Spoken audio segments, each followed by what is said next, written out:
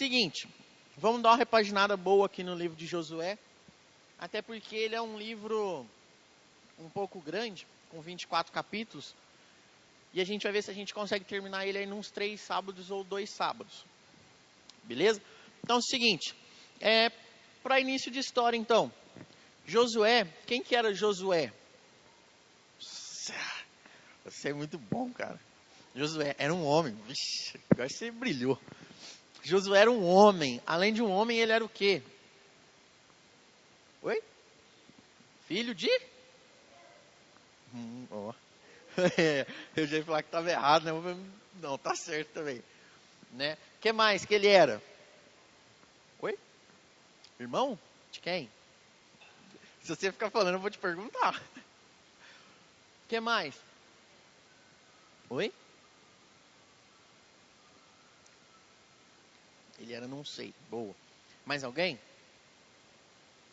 Uma pessoa, faz favor, pega um copo d'água pra mim na janela. Eu deixei benzendo, hein? Tô brincando. Seguinte, ó. Dá minha água aqui, ó. O que falaram aí? Não, pode trocar. O que é? Sucessor de uma... Boa, chegou aonde eu queria chegar. Então Josué era quem? Sucessor de Moisés. Então é o seguinte, a gente viu lá no finalzinho do livro lá, que Moisés tinha, como diria o nosso ilustre e brilhante Chaves, morreu de morte morrida. Certo?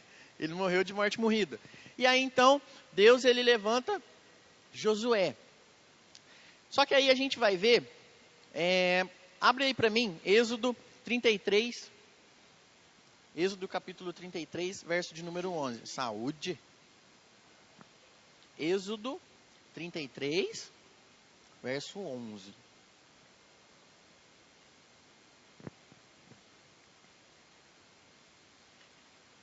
Olá, visitante, seja bem-vindo. Seguinte, enquanto vocês acham aí, obrigado, grande Deus abençoe. Enquanto vocês acham aí, eu não sei se o Edinho disse na semana passada, mas o livro de Josué, então, ele contém 24 capítulos, certo? E a gente pode dividir ele aí no meio, certo? 12, 12. Os 12 primeiros capítulos do livro, ele vai se tratar da conquista de Canaã, da terra prometida. Depois, os 12 últimos, ele vai se tratar da organização em Canaã. A gente vai ver mais para frente que eles eram um pessoal muito organizado. Não era aquele negócio de oba-oba, não. A partir do momento que entrou, que eles conquistaram a Canaã, cada um tinha suas obrigações, todo mundo tinha seus deveres lá dentro. Beleza? Isso aí a gente vai ver um pouco mais para frente. Todo mundo achou? Êxodo 33, verso 11. Quem achou, lê para mim, fazendo um grande favor.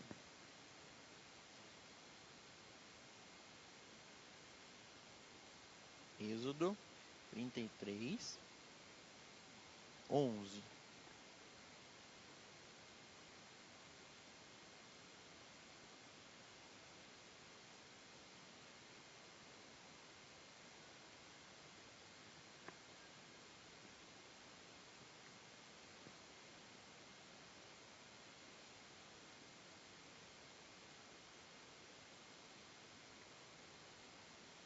Amém. A minha versão está um pouco diferente. Eu vou ler a minha também. E falava o Senhor a Moisés, face a face, como qualquer fala com seu amigo. Depois tornava ao arraial. Mas o moço Josué, filho de Num, seu servidor, nunca se apartava do meio da tenda. Seguinte, então. A gente vê, então, que Josué, ele era auxiliar de Moisés.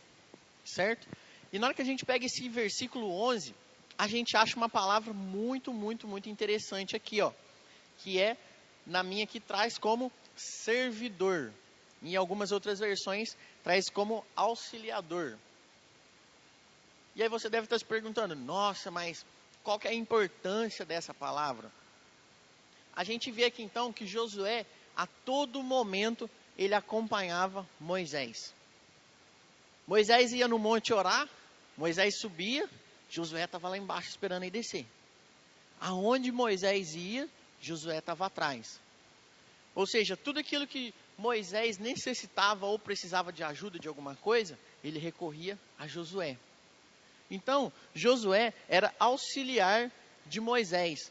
Tudo que Moisés precisava de ajuda, Josué entrava para poder ajudar ele. E é então que a gente traz uma palavrinha muito interessante nos dias atuais, que é uma palavra que se chama servir. Você serve bem?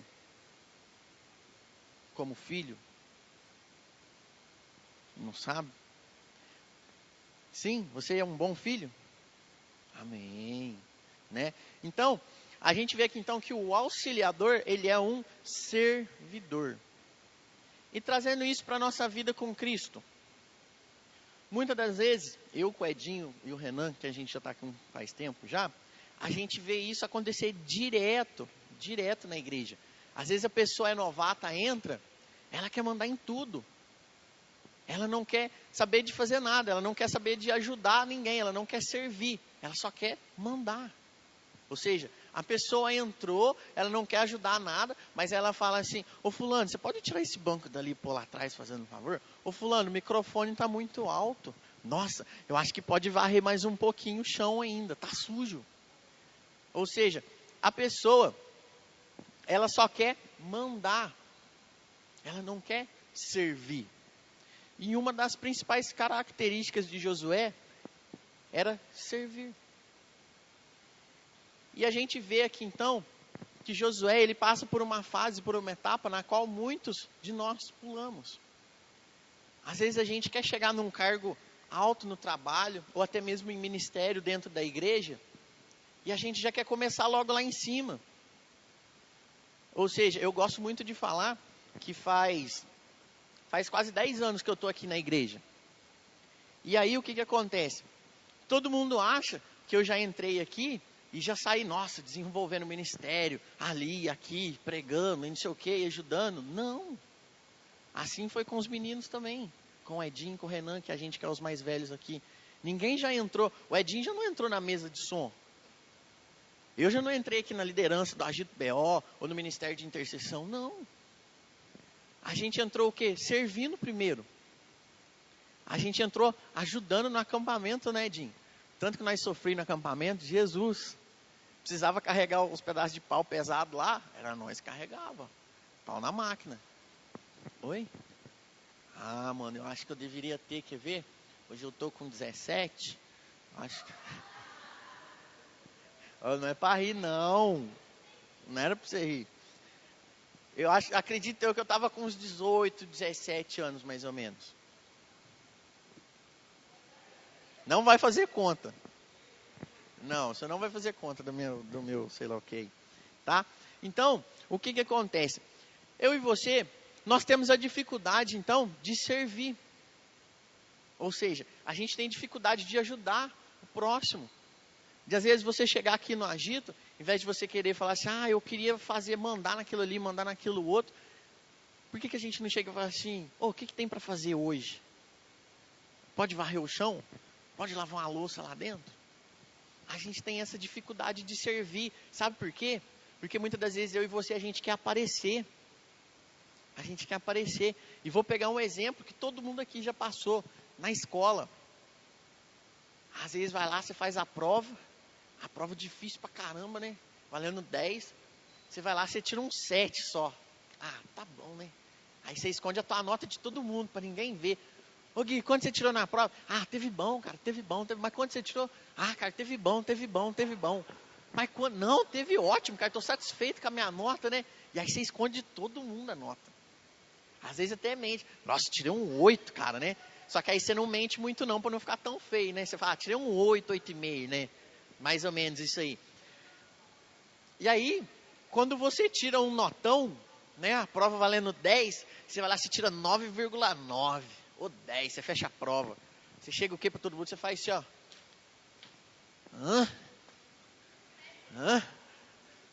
Engole. Tirei 10, fechei, eu sei. Ou seja, a gente tem muito mais facilidade de mostrar as coisas quando a gente vai bem, né? E quando vai ruim, como é que faz? Aí você esconde. E a mesma coisa no servir. Servir, ninguém quer servir. Ninguém quer vir aqui na igreja. Sim. Aí a mesma coisa de falar assim, ó, ninguém quer vir na igreja, passar lá na tua casa e falar assim, ô, o que você está fazendo? Ah, não estou fazendo nada não.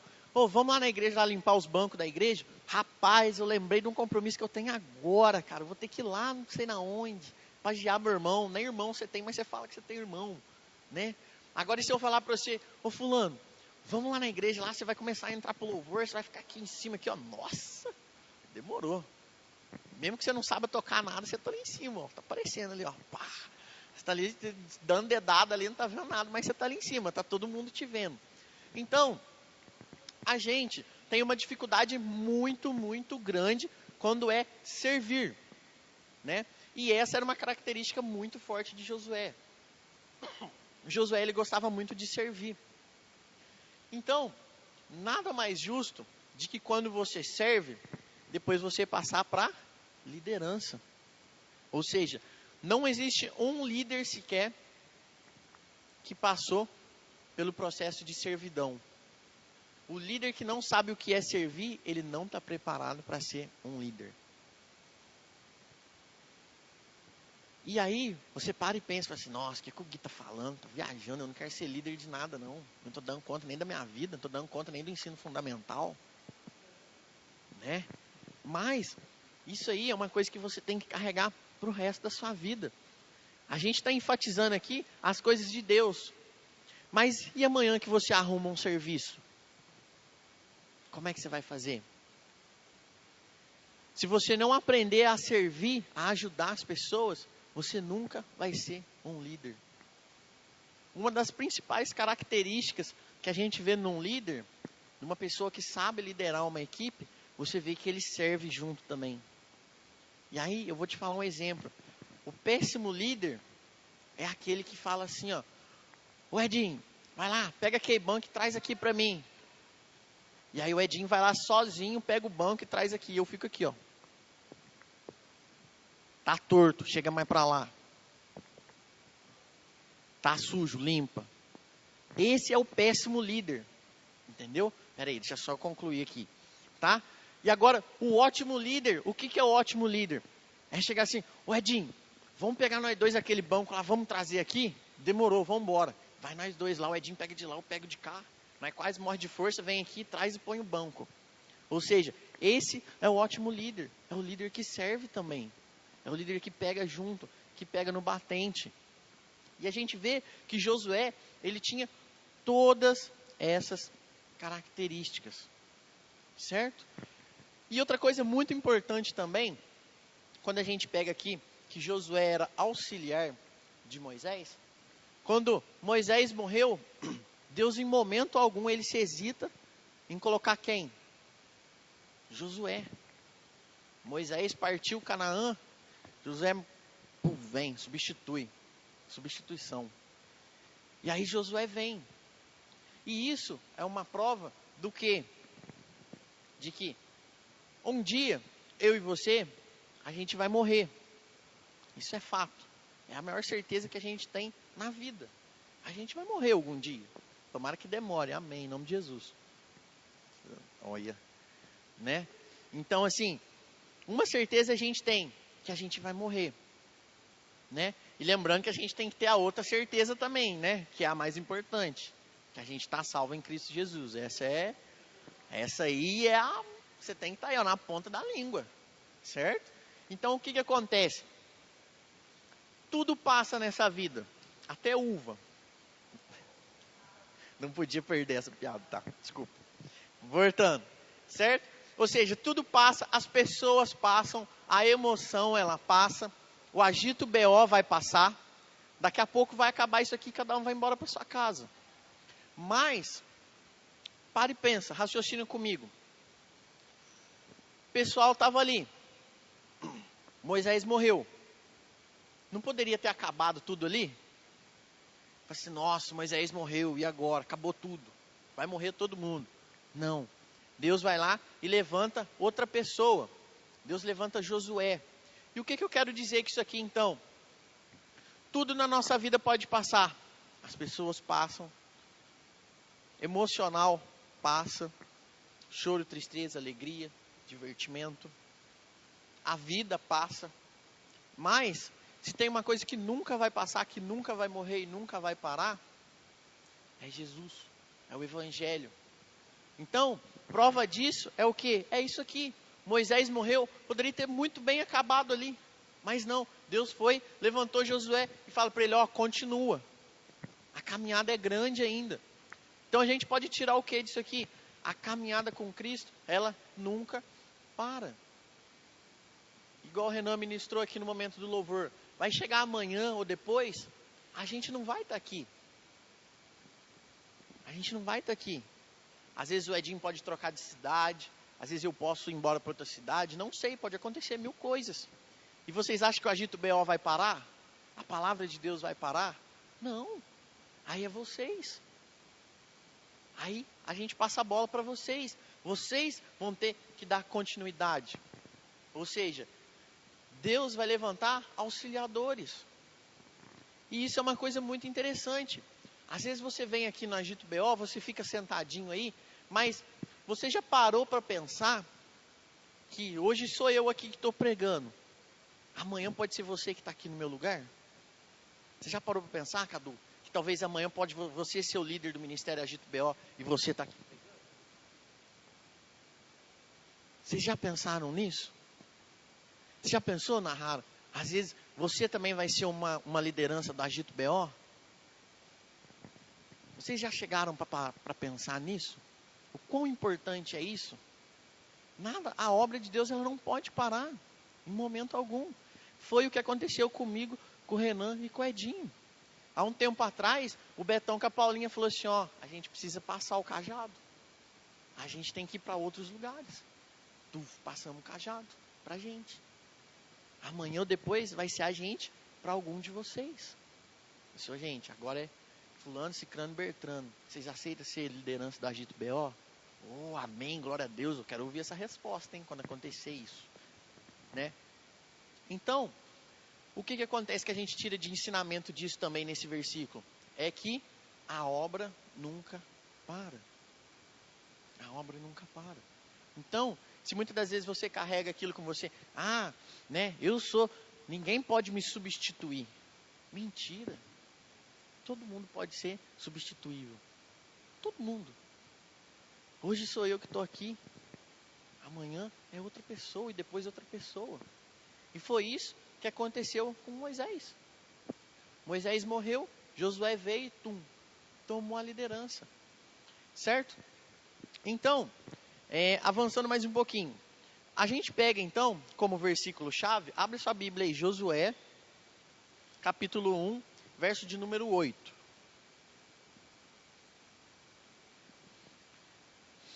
É um versículo bastante conhecido.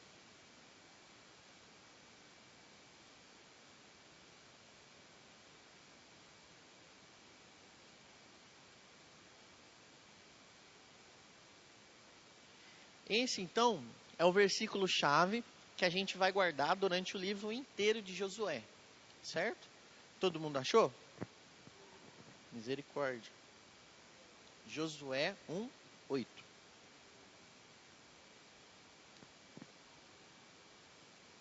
Capítulo 1, verso de número 8.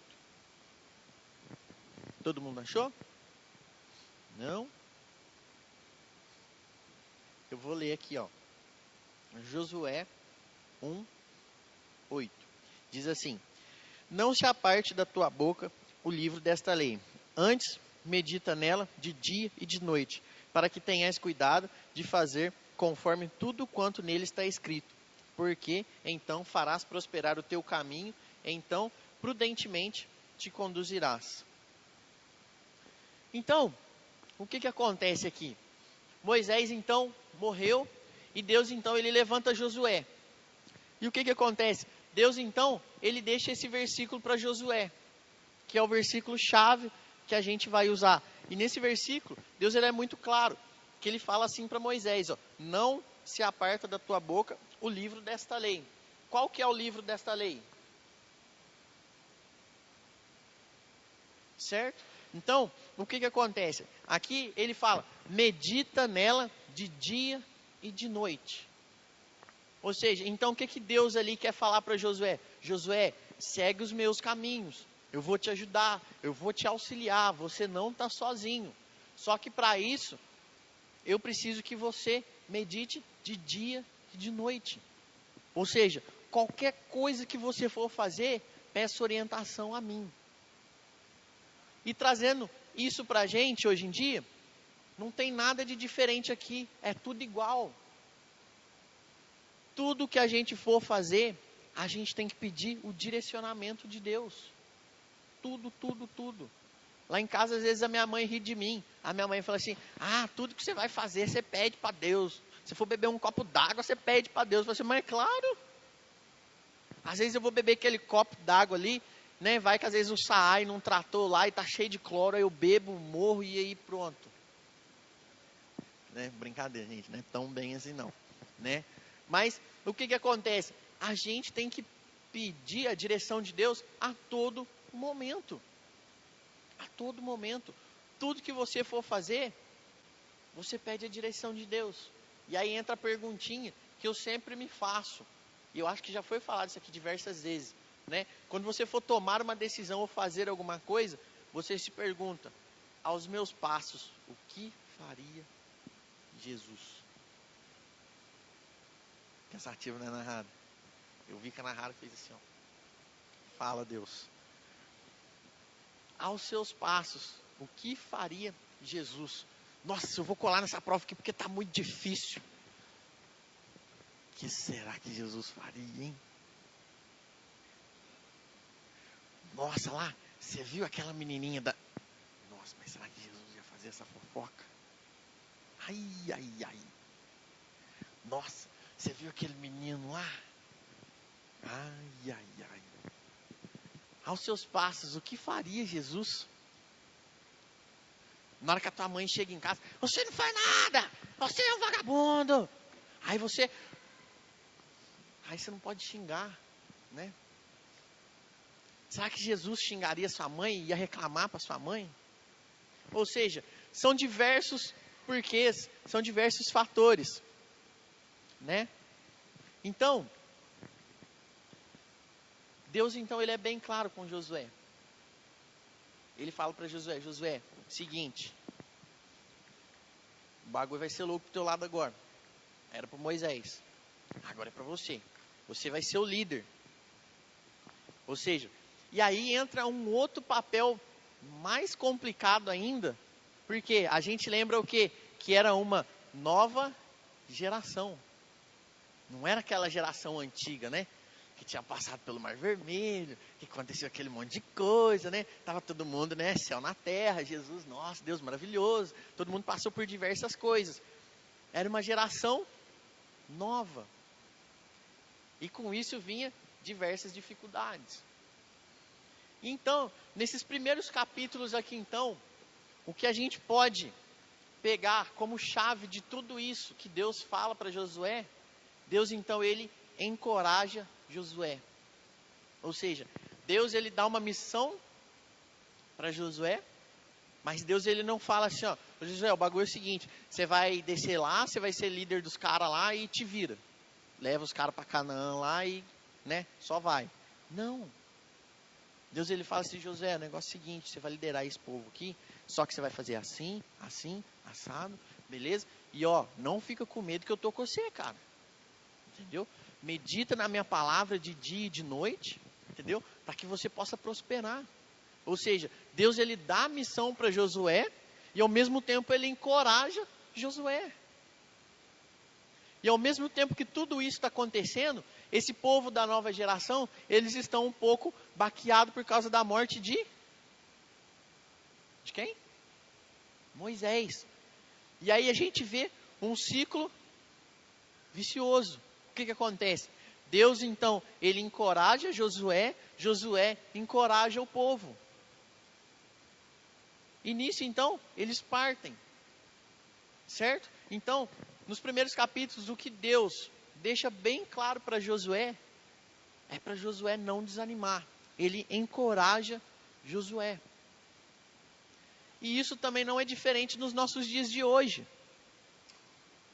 Às vezes a gente pensa assim, ah, vocês são tão novinhos, não tem problema nenhum, dificuldade nenhuma. Mas talvez na sua casa você tenha seus pais separados. Às vezes você não está muito bem na escola. Às vezes você é brigão, brigona. Ninguém pode olhar para você que você já está xingando. E o que Deus falou para Josué é justamente o que Deus vem falar para a gente hoje. Ele vem nos encorajar. Deus vem de encontro conosco para falar assim, olha, não desista da sua família, dos seus estudos, dos seus afazeres. Então, Deus então ele encoraja Josué, para que Josué então ele seja um ótimo, o quê? Líder. Nos primeiros capítulos então, isso que Deus faz com Josué, ele encoraja a Josué. Porque é a mesma coisa amanhã, o exemplo que eu dei do Agito BO aqui. Vamos supor que amanhã eu, Edinho e o Renan nós vai sair. E a gente precisa de pessoas novas. Aí a gente senta com 3 pessoas. Senta aí. A pessoa senta aqui.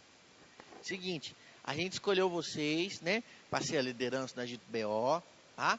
Só que o negócio é o seguinte, não é fácil, é difícil.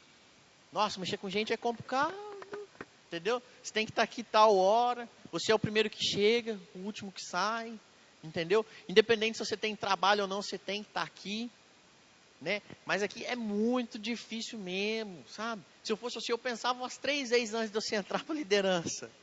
Então assim, pensa com carinho, vê se é isso mesmo que vocês querem, entendeu? Né? Vê se é isso mesmo que você quer. A gente não pode ser assim. Não foi isso que Deus fez com Josué, né? Deus ele fez com Josué o quê? Sentou Josué no banco e falou assim, ó, Josué, tá assim, assim, assado, mas não fica com medo. Encoraja, tem de bom ânimo. É a mesma coisa que a gente teria que fazer amanhã com a liderança futura do Agito. Assim, ó, é difícil, é complicado, mas a gente está junto, a gente está orando, a gente está colocando diante de Deus. Se Deus colocou você, é sinal de que vocês vão vencer. Ou seja, a gente tem que ser encorajador na vida das pessoas. E assim como Deus fez na vida de Josué, cabe a mim e a você também encorajar as pessoas.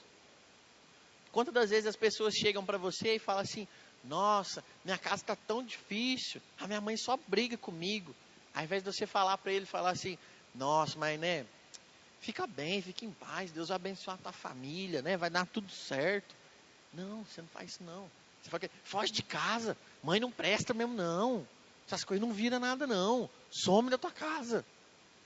Ou às vezes você chega lá na escola, teu amiguinho que tem dificuldade em matemática, ele tá ruim, mais ruim mesmo, e você é bom em matemática. Aí ele chega e fala assim, nossa, eu tô ruim em matemática, cara, o que eu faço? Tá tão difícil, né? Não sei o que eu faço mais. Em vez de eu falar para ele, falar assim, ô, continua firme, eu tô aqui para te ajudar, vai, você consegue. Eu viro que e falo para ele assim, meu filho, você vai bombar. Você vai bombar, repeteco.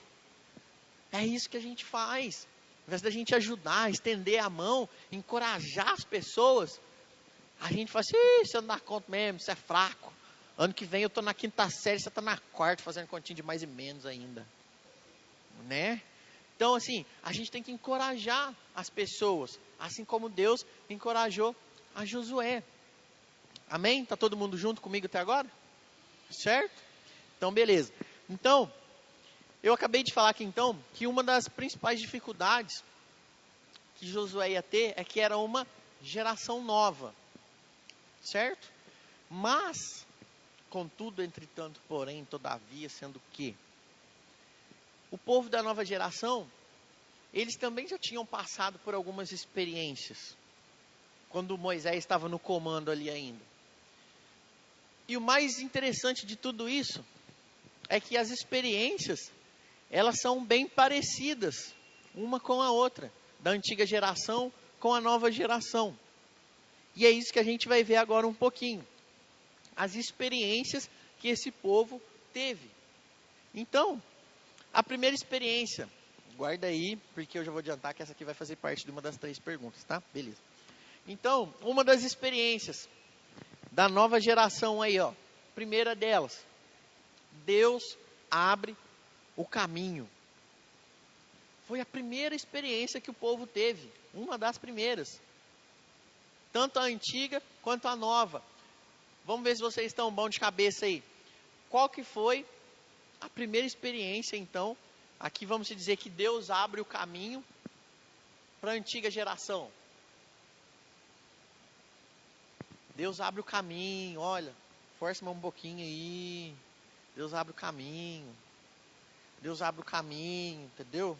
Deus abre o caminho. Sim, sabe? Hã? É isso mesmo? É? É, história do cara só... Aí o mar abre assim, não é não? É isso aí?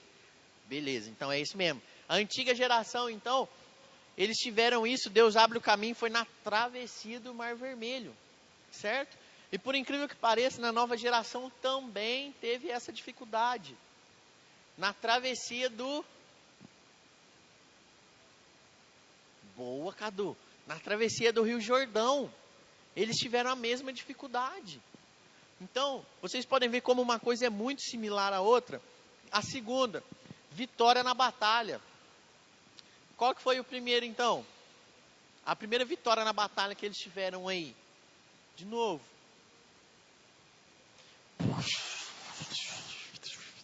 Aí todo mundo passa correndo assim, ó. Passa correndo. E aí eles param assim, e aí o que acontece? Aí vem aquele monte de gente atrás assim, não vem? É, filho. E aí o mar fecha em cima de quem? Nossa. Acabou, filho. Essa foi a primeira vitória que eles tiveram, então. Né? Todo mundo passou lá no Mar Vermelho. Na hora que eles passaram, o mar começa a fechar. E aí, então, eles ganham a batalha. Eles ganham a guerra lá. Segundo, então, na nova geração. A música que a gente cantou aqui. O que falava a música mesmo? Vem com Josué lutar onde? Em Jericó. Essa então é a segunda vitória que eles tiveram na nova geração.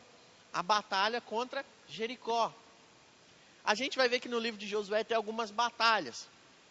Só que na semana que vem vai estar uma pessoa aqui que ela é perito em guerra, essas coisas assim. Essa pessoa gosta muito. Então, essa parte de guerra aí, de estratégia, essas coisas assim, vai ser a pessoa que vai falar semana que vem para vocês. Eu vou pedir para essa pessoa dar um apanhado. Sabe por quê? Porque era tão da hora essas coisas, que eles chegavam na guerra lá, não era sair, faz isso, faz aquilo outro, e mata todo mundo, não. Tinha toda uma estratégia, cara. Olha que louco. Sim. Então, a gente via que eles eram tão organizados, que Deus dava até estratégia para esse povo. Então, na semana que vem a pessoa vai estar vindo aqui, vai estar explicando para a gente como que funcionava tudo isso. Beleza? Terceira experiência então, na antiga e na nova geração. Presta atenção. Disciplina de Deus. Quando Deus disciplinava o seu povo. Na antiga geração o que era? Eles estavam no deserto lá. Não. Que Deus disciplinou eles. Eles estavam no deserto lá, aí estava, né? Estava murmurando demais. E aí Deus então disciplina eles com a morte de Corá e outras pessoas que estavam presentes. Certo? E não, na nova geração, era o que? O pecado trouxe a disciplina com a morte de Acã e sua família. Ou seja, olha como uma coisa é bem parecida com a outra. E depois, para a gente finalizar, tem outras e outras experiências, mas aí a gente pega a última aqui, ó. Deus usa a criação em benefício de seu povo. Aí você está pensando aí, nossa, mas como assim Deus usa a criação em favor do seu povo? Aí vamos voltar um pouquinho então. Quando a gente não, né? Porque eu não estava, nem vocês. Né? Mas quando o pessoal lá estava no deserto, né, Nahara? O pessoal estava no deserto. Eles começavam a falar o que a Nahara disse ali. Eles começavam a murmurar. E aí, o que aconteceu certo dia no deserto? Quando estava com fome, caía maná do céu. E aí, o que acontece? De dia ele estava lá e estava o quê? Muito calor. E aí Deus fez o quê? Uma nuvem. O quê? Guaraná. Então, a gente vê então que na geração antiga, Deus, ele usa da criação para poder beneficiar o povo, dando alimento. Quando estava de dia, estava muito calor, a nuvem, e quando estava de noite, a coluna de fogo. Ou seja, olha como que Deus é maravilhoso. E aí, quando a gente vem para a nova geração, aqui acontece, na minha concepção, a maior, deixa eu pensar, eu não sei se a palavra existe, mas para mim, aqui acontece o maior mito que Deus já fez. Para mim aqui é o top da balada. É uma coisa que eu estou procurando entender até hoje. E acho que vocês já leram isso também. Ou seja, o que acontece? Quando eles estão lá em Canaã, na guerra contra os cananeus. Aqui, Deus faz o quê? O sol e a lua pararem, cara. Olha que negócio muito louco, cara. E aí você me pergunta, mas por que que Deus fez isso? Por que que Deus parou o sol e parou a lua? Para que eles pudessem vencer a guerra. Porque aí o dia ficava maior. E aí eles tinham mais força para poder, guerrear contra os cananeus. Então, olha quanta coisa em comum que tem em relação à antiga e à nova geração. A gente vê que Deus, ele é maravilhoso a todo momento. E enfatizando, a todo momento aqui, Josué então, ele recorria a quem? A quem? Não. Josué recorria a quem, Cadu? A Deus. A gente não leu aqui num dos primeiros versículos de Josué, que ele falava para meditar nela de dia e de noite? Então, a gente vê que tudo quanto é coisa que Josué ia fazer, ele pedia direcionamento de Deus. Certo? Então, para não ficar muita coisa, a gente finaliza por aqui hoje. Certo? Então, na semana que vem, a gente vai falar um pouco sobre as guerras, né? Como que foi essa luta contra Jericó, como que foram as estratégias, e aí tem uma outra guerra lá também que a gente vai aprofundar nela. Ou seja, semana que vem a gente vai falar um pouco sobre como que era a posição de Josué em relação a essas guerras. Beleza? E no outro sábado, então, a gente finaliza o livro de Josué, certo? Como que era a organização dentro de Canaã. Era muito similar ao templo, né, que a gente tinha no deserto. Como que chamava o templo lá mesmo?